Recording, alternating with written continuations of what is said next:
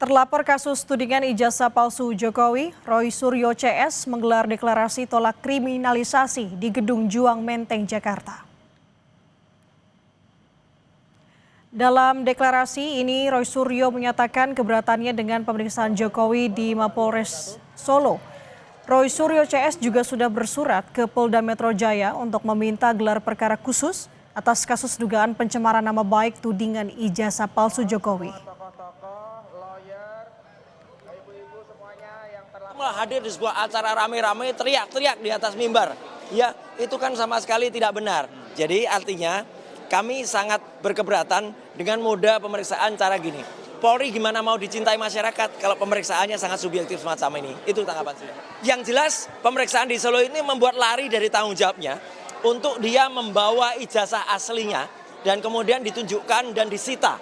Ya, kami arahkan kepada Wasidik di Polda Metro Jaya untuk membuat gelar perkara khusus di Polda Metro Jaya agar gelar perkaranya itu tidak mengulang gelar perkara yang ada pada Barreskrim yang itu mengulang kesalahan karena melakukan gelar perkara secara subjektif.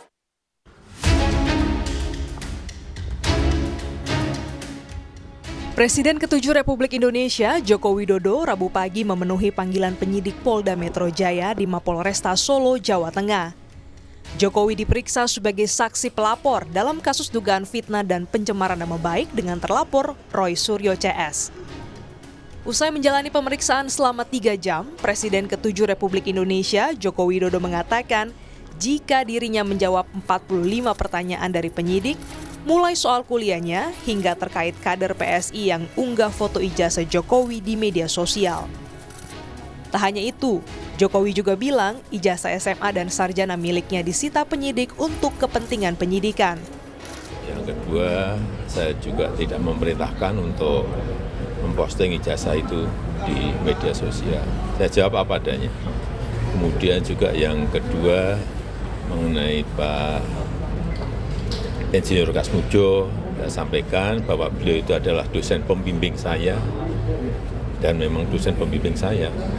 Tapi untuk dosen pembimbing skripsi memang bukan Pak Kasmudjo tapi Profesor Dr. Insinyur Ahmad Sumitro. Ini untuk lebih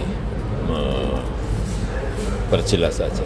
Ya juga sudah dilakukan tadi penyitaan ijazah asli S1 dan SMA oleh penyidik.